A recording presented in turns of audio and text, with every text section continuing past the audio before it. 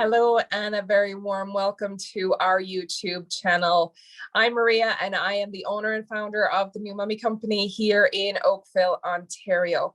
Today, I'm delighted that we are joined by Sonja, who is our holistic nutritionist. Hi, Sonja. We are going to be talking all things pregnancy and nutrition. So if you have recently found out that you're pregnant, you are going to want to stay tuned to find out all you need to know about pregnancy and what you need to be eating. And are you meant to be eating for two? So a very quick introduction to Sonja then. Sonja is our very enthusiastic and very lovely certified holistic nutritional consultant. And since adolescence, she has had a very strong desire to help people feel better, and she has dedicated her life in education and all things that she does to make you feel better about yourself. Excuse me. So Sonja has had an extensive education in the human body and physiology and has had many hats in her career, including, very exciting, a bachelor's of kinesiology in athletic therapy, and has also been a personal trainer and involved in nutrition and medical sales. And so I don't think you could be any more overqualified, Sonja. So in terms of your accreditation, you are a continuing member of the pharmaceutical education and you are still an emergency medical responder. Good for you. That's amazing. Oh, no, thank you, Maria. I am certified in it. However, I don't believe it's an ongoing thing, but thank you. I appreciate it. I am certified in emergency medical response, but continuing, it's been a long time. Okay. Well, it sounds like you've had quite the road to becoming a nutritional consultant then. Yes, I love everything health related. So I've tried to infuse my brain with everything I possibly can to help people feel better. Wonderful.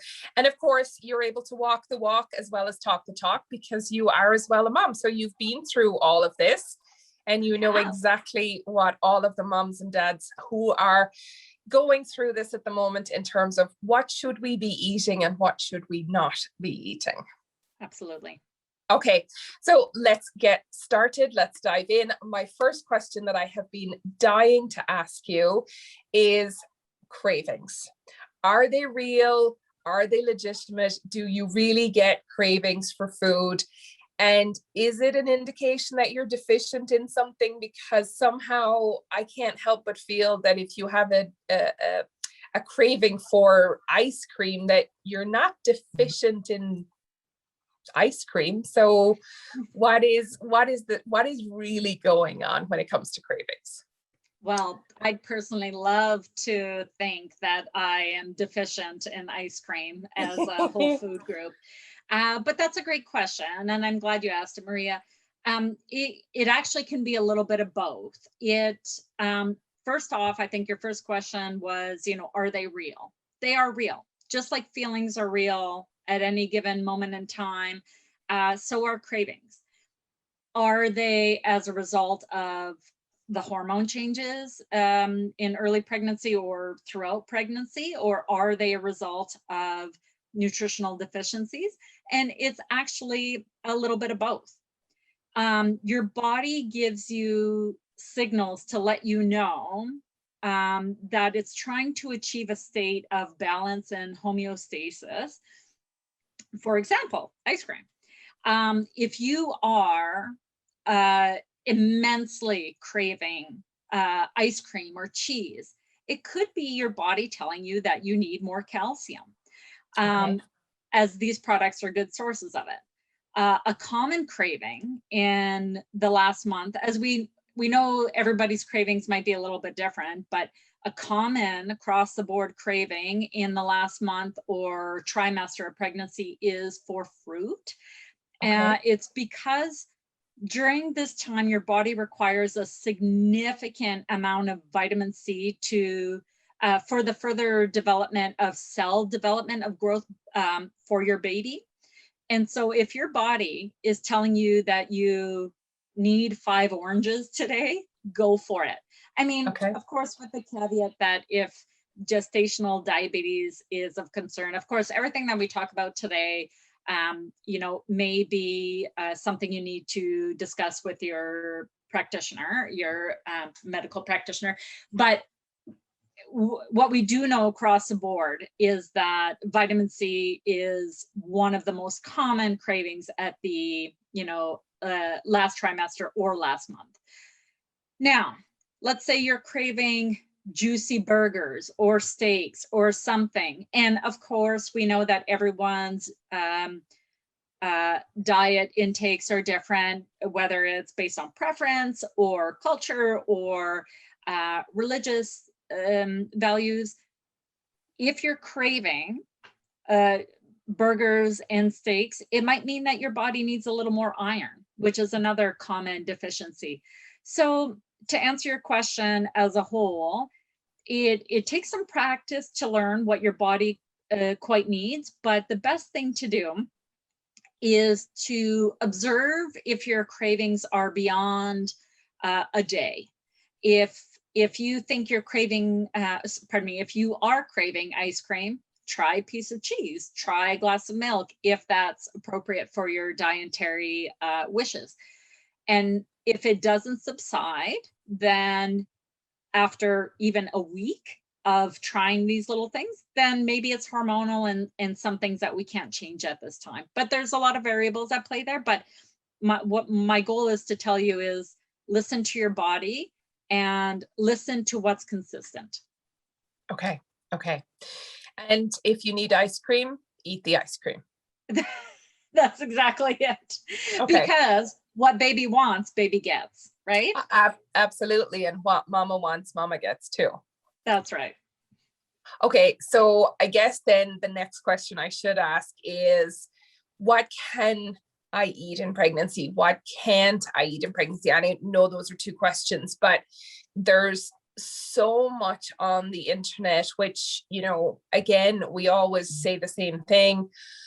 Dr. Google is not your friend in this situation. You really should go to trusted medical professionals for information. But, on the internet, there's so much information and a lot of incorrect information. So, for instance, is it true that you can't eat certain cheeses? Why is it that you can't eat those cheeses? Deli meats, can you eat those? Should you restrict them or should you avoid them completely? And why? So it's just this sort of food where there might be a little bit of confusion as to whether you can or you can't, because at first, cheese, well, can you eat cheddar cheese, or is it the funky cheeses? And deli meats, why deli meats? Because that's cooked, isn't it? So therefore, why is there a problem with it? So I guess those are the things where people would normally have the most questions. And do you see that they have those questions too? Oh, absolutely. Because it's a part of everyday life. And once you have a first pregnancy, we know scientifically that we tend to make the most accommodations, the most appropriate changes for what we think our baby needs. Second pregnancy, we tend to make leniences, and third pregnancy, it might be a free-for-all, right? And so these are great questions, and they're quite loaded. So forgive me, I'm gonna go into detail here, but what I want to say is it's actually important to even have optimum nutrition pre-conception. If you know that you are trying to conceive, it's important to make those changes then. However, what we're talking about now is we're actually pregnant. What do we do now, right? And like you had asked, the bigger question is, what can't we eat? But for now, we'll get to that. But for now, essentially, it's eating many different varieties of nutrient-dense natural foods. So that means organic fruits and vegetables when it's possible, wild organic fish, grass-fed meats, butter, milk, and dairy, nuts and seeds and legumes. The greater variety, the better chances you have at meeting your baby's nutritional needs, as long as providing, as well as providing loads of vitamins and minerals to the mom. And all these things are synergistic for absorbing and assimilating the nutrients and vitamins and minerals. So what can we eat, like you asked? It is important to avoid soft, unaged cheeses, like you said, the funky cheeses, as well as deli and luncheon meats. Now, Western medicine tells us that these items carry harmful organisms that can have severe effects on the unborn baby. Now, the risk of this serious infection from these organisms is low. So, don't give yourself a heart attack if you accidentally had a bite of luncheon meat or accidentally, had a cheese cracker on there, because, the risk is low. But what we want to do, as with everything, is eliminate or avoid or reduce the risk. The risk is especially low for those who have had taken prior care of their bodies and have a good, healthy gut flora, because it can actually protect against these harmful organisms. But, in general, the things we can't eat, we know the basics, alcohol, smoking of all variations, excessive caffeine, and I know we'll get to that later in our chat. But in general, we want to think of the big picture and reduce and eliminate risks. Okay. So we should eat a rainbow and we should reduce the risks. Yes. Okay. Yes. In terms of fish, you mentioned that we should be eating wild or organic fish. There's a little query around fish in pregnancy too, correct? Yes. Should we be limiting some of our intake? Is that because of mercury, or is there a certain reason as to why we need to be careful? Yeah, I'm really glad you asked this question. Most of us in at least central, like Ontario and Western provinces, we don't have access to clean fish. And what I'll say, dirty fish. So fish laden with mercury tend to be the large fish that have more time to accumulate toxins. So, Okay.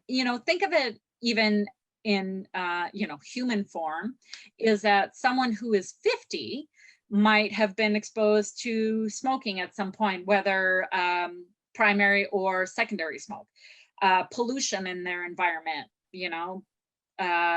processed foods, that type of thing. Someone who is 5 years old probably had limited exposure. So think about that with large fish. The longer they live, the more opportunity they have to absorb the mercury and toxins in the environment. So our ultimate goal is to eat wild fish or farmed organic fish that have less opportunity to take these toxins in. The best fish, if we're eating like fresh or canned or prepared fish, is small cold water fish, which is, the acronym is SAM. So that means sardines, anchovies, and mackerel. These cold water fish are great fish to consume. But again, we don't have a lot of opportunity where we live to have the best quality fish. So, and it is extremely important for mom and developing baby to have substantial amounts of essential fatty acids that comes from fish. So this day and age, it's more appropriate to supplement with omega-3 fatty acids. When it comes to nutrients, when you're suffering from morning sickness, is that an indication that your body is missing a nutrient, or is it something that it's just your body telling you that, hey, there's a baby in here? It's a sign. And is morning sickness something that could be in some way treated or relieved by food? I mean, we've all heard of ginger. Yes. And that's a great question. And, you know, to be honest, there are millions of theories, 2 or 3 that are most substantiated as to why we have morning sickness. But, you know, we're not here to decide why a mom has it. We're here to help a mom who does have it. And, you know, how do we get the nutrients when a mom absolutely wants nothing to do with food or people or air, right? Is liquid consumption. So the best way to get nutrient dense vitamins and minerals into our body is bone broth. And, you know, if you have a nutrition professional that can help you out, they can give you many recipes as to how to help make the best bone broth that will help you both in your developing baby, but also very importantly to the mom recovery after childbirth, or different variations if that's not a food choice or cultural or religious standpoint. But also smoothies with coconut milk. So one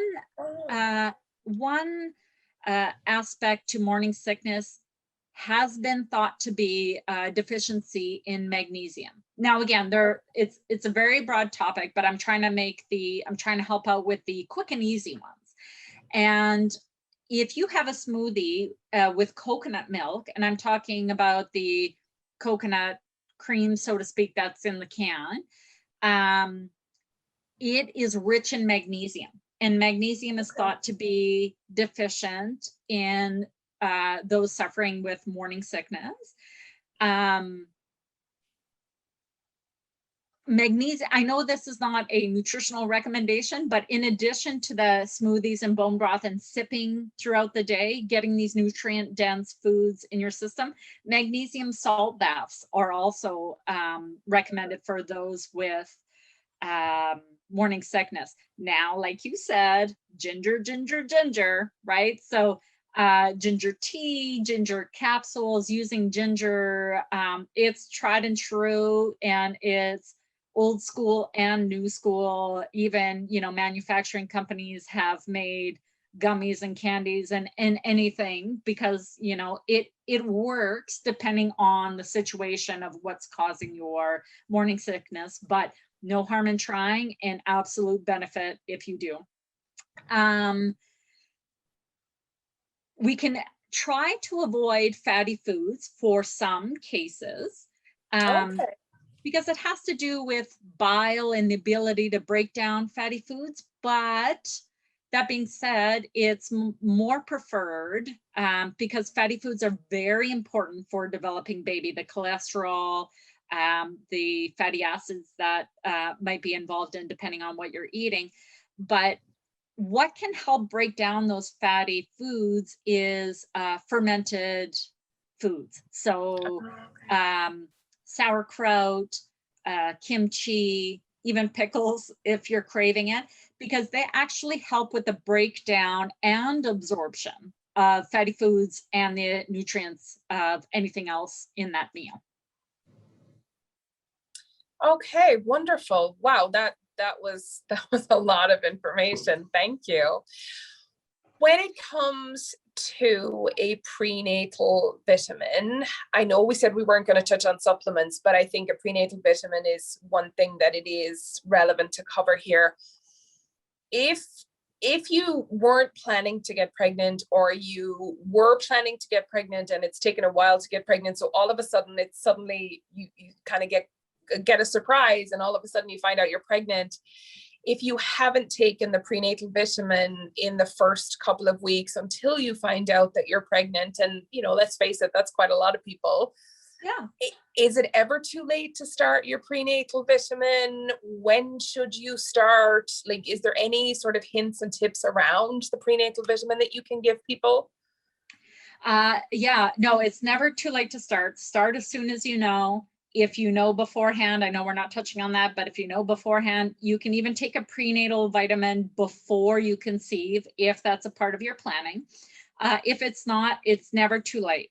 But what we can do is, in addition to a quality prenatal vitamin like New Mummy Company provides, what we want to do is make sure that it's void of extra ingredients we don't want. So such as extra sugars, extra colors, or extra preservatives that aren't necessary.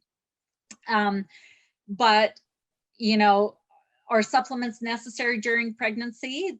The answer, I'd like to say no, but the answer is yes, yes, yes, and more yes. It's the insurance policy for baby and mom, given our Western farming practices, which I'm not going to get into detail, but unfortunately, our food sources don't have the same quality of nutrients and vitamins that they did decades ago. And so we do need to double, you know, have that double insurance to make sure. In terms of pregnancy and eating in pregnancy, that old question that comes up, am I really eating for two? Is that truth or myth? Oh, I wished when I was pregnant. I wished when I was pregnant I was eating for two. And sometimes I did. But no, we're not eating for two. We're eating for a little bit of extra growth that's in our body. Now, there are typical standards to how much extra calories a mom might need with a developing baby. But as a holistic nutritional professional, I believe that there's a lot more factors in play than merely calories. I don't like to lean specifically on just calories, because you might be an athlete, you might be overweight, you might be very active, you might not be. So there's a lot of factors at play that help our bodies know how much we need. However, to answer your question, we're not eating for two. What we can, every trimester has a different amount of nutritional needs. Theoretically, the first trimester doesn't require any additional nutritional calories. That being said, if you are a bit devoid in having all the vitamins and minerals stored in your body, that you might need a little bit more in the beginning. The general consensus is 300 to 400 calories a day, which is merely, you know, a glass of milk, if that's a part of your plan, you know, and an apple or a slice of cheese, or it might be, you know, some hummus with crackers or guacamole. It doesn't take much to hit 300 to 400 calories. But again, everyone's nutritional needs are very different. Why it's important to visit a nutrition professional to help you know what's best for your growing baby. Okay. And obviously, if you're pregnant with multiples, the same would apply, in that you would obviously have to have a little bit extra, but certainly not eating for three in that case. Wouldn't that be wonderful? But not for a pocketbook, Maria. No. Okay. I think that that's probably saddened quite a lot of people now when they realize that it doesn't mean 2 extra Big Macs for dinner or anything like that.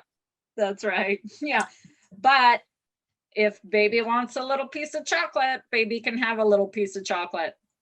Absolutely. Absolutely. So keep eating the rainbow and, you know, satisfy those cravings as they're needed. Okay. So we're going to finish off by giving people your top 3 tips for when they are pregnant and they are interested in their nutrition. What would you recommend? Okay. Well, wholesome, natural foods that are nutrient dense. So less processed foods, less refined foods, because these tend to inhibit the absorption of the vitamins and minerals. For example, if you're eating, we just talked about Big Mac or what have you, but you have a big salad next to it, unfortunately, they kind of cancel out each other in terms of absorbing the nutrients. So, limiting that, fueling your body with as much nutrients as possible, as well as for the mom's recovery after birth. That's most important. I know this is not a nutritional advice, specific nutritional. However, looking at the big picture, we do want appropriate exercise to the mom, and we do want stress and relieving activities. And the reason why I bring this up in a nutritional context is that exercise and lower stress actually optimize digestion and assimilation and absorption of the vitamins. So you don't exercise, you're totally stressed out. You are not going to absorb the vitamins and minerals that you need to grow your baby and to promote the best health and wellness for your baby. So, in terms of exercise, yoga, walking, pregnancy water aerobics, reading, you and your doctor and your previous history of exercise determine what you can or can't do. Excuse me. But you need less stress to be able to absorb the vitamins and minerals. So at the end of the day, do your best to eat well and lower your stress to make sure that what you're eating is going straight to your baby's development and your recovery after birth. Amazing. Wow, that's quite a lot. Okay, so if you can follow all those tips, then you're going to have a very healthy and nutritionally balanced diet for your pregnancy. Wonderful. Thank you very much, Sonja. We really appreciate you taking the time to talk to us today. If you've enjoyed our talk with Sonja today, then please do give us a thumbs up. If you have any comments, then we would love to hear from you. We would love to hear what your cravings were while you were pregnant. So you can comment down below. And if you are planning to get pregnant, or if you are pregnant, or if you've just had a baby, then you might like to follow along on all of our YouTube videos. So you can hit that subscribe button and then follow along for all of our videos, which are released every Thursday. So for now, it's goodbye from us, and we will see you the next time on the next video. Take care. Bye-bye. Bye.